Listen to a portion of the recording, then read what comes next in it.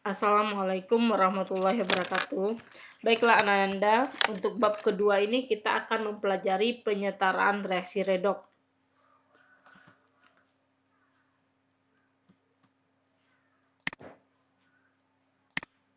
Nah, kita ingat kembali konsep reaksi redoks ini sudah pernah dipelajari di kelas 10. Reaksi redoks itu terdiri atas reaksi oksidasi dan reduksi yang terjadi secara bersamaan. Nah, waktu kelas 10 kita mempelajari konsep redoks ini ada 3, ada konsep oksigen, konsep elektron, dan konsep bilangan oksidasi. Nah, konsep yang masih dipakai sampai saat ini adalah konsep elektron dan bilangan oksidasi. Kita ingat kembali, reduksi apabila terjadi penurunan bilangan oksidasi atau penerimaan elektron. Sedangkan oksidasi terjadi apabila terjadi kenaikan bilangan oksidasi atau pelepasan elektron. Contoh, natrium berubah menjadi ion Na+ tambah elektron. Ini disebut sebagai reaksi oksidasi.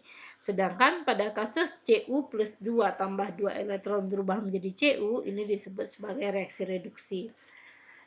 Yang reaksi redoks, kalau kita perhatikan ya, ini kan ada reaksi Al tambah HCl menghasilkan AlCl3 tambah H2. Logam Al berubah menjadi Al+3 pada AlCl3. Artinya bilangan oksidasinya berubah dari 0 pada logam Al menjadi +3 pada senyawa AlCl3. Sedangkan hidrogen dalam HCl memiliki bilangan oksidasi +1. Dalam H2 ini adalah unsur bebas, biloknya adalah 0. Maka hidrogen mengalami penurunan bilangan oksidasi dari +1 menjadi 0. Maka pada reaksi ini terjadi reduksi dan oksidasi secara sekaligus. Sebelum kita mempelajari bagaimana menyetarakannya, ada baiknya kita ingat dulu aturan penentuan bilangan oksidasi. Nah, ini kita ingat kembali. Yang pertama, semua unsur dalam keadaan bebas memiliki bilangan oksidasi 0. Yang bagaimana unsur bebas itu? Ingat kembali, ada yang monoatom, diatom, maupun poliatom. Nah, semuanya memiliki bilangan oksidasi sama dengan 0. Yang kedua, bilangan oksidasi oksigen dalam senyawa adalah negatif 2. Kecuali kalau oksigennya terikat dalam bentuk peroksida dan superoksida. Peroksida yang mana? Contohnya H2O2. Di sini bilangan oksidasi oksigennya negatif 1. Superoksida kalau dia membentuk senyawa KO2. Bilangan oksidasi oksigen di sini hanya negatif setengah.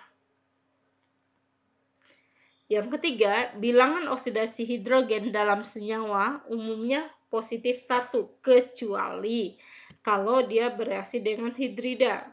Dalam bentuk senyawa hidrida ini senyawa-senyawa dengan golongan 1A dan 2A. Selanjutnya, dalam senyawa jumlah bilangan oksidasi unsur itu harus sama dengan 0. Sedangkan dalam bentuk ion sama dengan muatannya. Khusus untuk unsur logam, bilangan oksidasinya selalu positif sesuai dengan valensinya.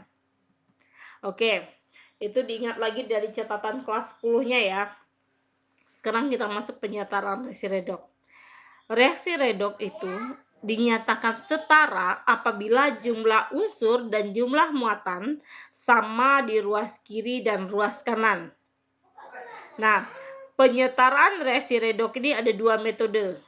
Ada metode ion elektron, ada metode perubahan bilangan oksidasi. Pada kesempatan ini kita akan mempelajari metode pertama terlebih dahulu, yaitu metode ion elektron. Ini ada kasusnya ya, setarakan reaksi redoks berikut menggunakan kedua metode. Tapi kita hanya coba yang pertama saja dulu. Oke, kita lanjut. Nah, pada metode ion elektron, ada 2 suasana, ada suasana asam, ada suasana basa. Ini menentukan langkah-langkahnya nanti. Nah, pada kesempatan ini kita pelajari dulu suasana asam. Yang pertama, langkah pertama, tentukan unsur yang mengalami perubahan bilangan oksidasi. Contoh ini MnO4 negatif 1 tambah C2O4-2 menghasilkan Mn2 plus tambah CO2. Nah, kalau kita perhatikan, berarti yang mengalami perubahan bilangan oksidasi adalah Mn dan C. Mn dari plus 7 menjadi plus 2, ini kita sebut sebagai penurunan, berarti reduksi. Sedangkan C dari plus 3 naik menjadi plus 4, berarti reaksinya adalah reaksi oksidasi. Langkah kedua, tulis secara terpisah kedua reaksi. Kita dapatkan setengah reduksinya MnO4- menjadi Mn2+. Setengah oksidasinya C2O42- menjadi CO2. Langkah ketiga, setarakan unsur yang mengalami perubahan bilangan oksidasi ini.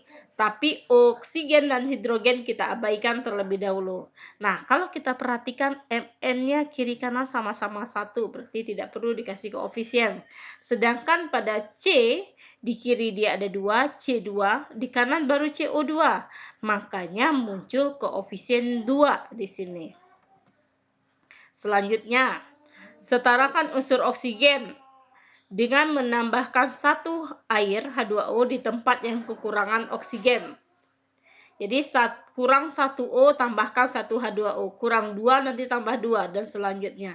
Nah, pada kasus ini kalau kita perhatikan langkah yang kedua C2O42- menjadi 2CO2, oksigennya sudah sama-sama 4 ya, berarti ini nggak perlu dikerjakan lagi. Yang reaksi yang pertama yang perlu. MnO4 ini oksigennya ada 4. Sedangkan di kanan dia hanya Mn plus 2, berarti nggak punya oksigen.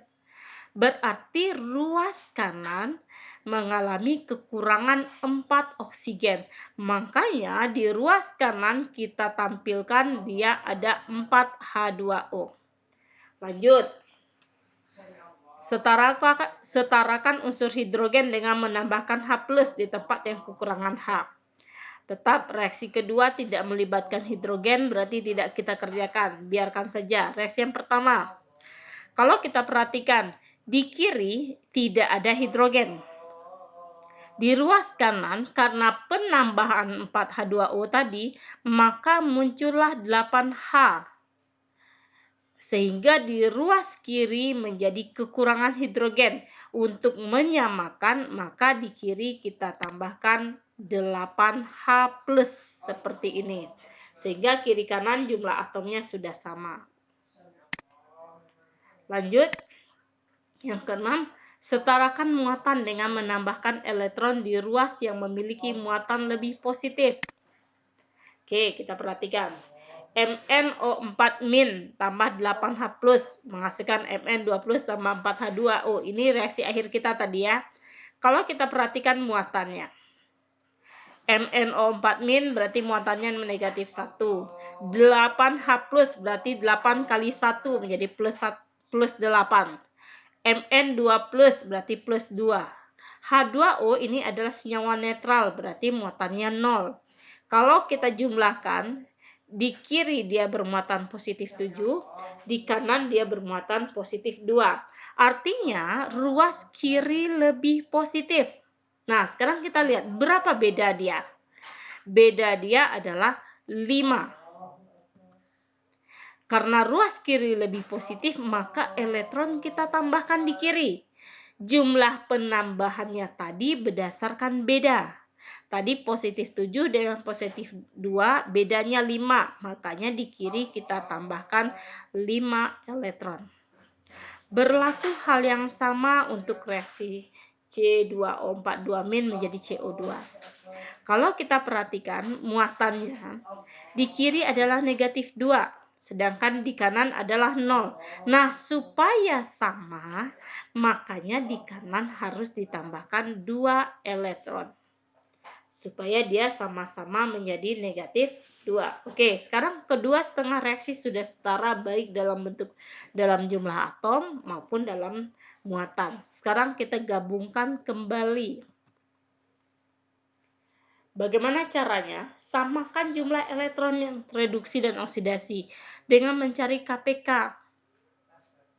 Kemudian jumlahkan. KPK ini bisa saja kita kalikan. Yang reaksi pertama 5 elektron, reaksi kedua 2 elektron. Maka reaksi pertama kita kali dengan 2, reaksi kedua kita kali dengan 5. Seperti ini. Sehingga kita dapatkan yang pertama nih. Kita kali 2 semuanya. Jadi koefisiennya berubah menjadi 2, 16, 10, 2, dan 8. Oke. Yang kedua juga kita kali sesuai dengan permintaan di atas, kali 5 berarti kali 5. Tolong diingat yang dikali adalah koefisiennya bukan indeksnya. Nah, sekarang jumlah elektron sudah sama sehingga bisa kita coret. Sehingga bisa kita jumlahkan, reaksinya berubah menjadi seperti ini. 2MnO4- tambah 16H+ tambah 5C2O4 2- menghasilkan 2Mn2+ tambah 8H2O tambah 10CO2. Nah, perhatikan terakhir, cek and recheck. Jumlah unsur dan muatan sama atau tidak ruas kiri dan kanannya. Kalau sudah sama, berarti reaksi ini sudah setara. Oke, selanjutnya yang suasana kedua, suasana basa. Pada suasana basa, langkah 1 sampai 3 sama saja dengan suasana asam. Ini tidak Ibu ulang lagi ya. Kita masuk langsung ke langkah keempat. Di langkah keempat, perbedaannya adalah di mana H2O ditambahkan. Kalau pada suasana asam, H2O ditambahkan di tempat yang kekurangan O. Kalau di sini di tempat yang kelebihan O. Nah, pada reaksi pertama, MnO4 ini memiliki 4 oksigen. Mn2+ tidak punya oksigen. Berarti yang kelebihan oksigen adalah di ruas kiri. Makanya kita tambahkan oksigennya di ruas kiri. Reaksi kedua tetap oksigennya sudah sama, berarti tidak diapa-apakan. Selanjutnya, hidrogen. Kalau suasana asam kita menambahkan H+, maka pada suasana basa kita menambahkan OH- di tempat yang kekurangan H. Oke, reaksinya tadi seperti ini. Nah, karena tadi kita 4H2O, artinya sudah ada 4H. 4 kali 2, 8H. Makanya di ruas kanan muncul 8 OH-. Reaksi kedua tetap tidak melibatkan hidrogen, tidak ada. Lanjut. Yang keenam, setarakan muatan. Caranya sama.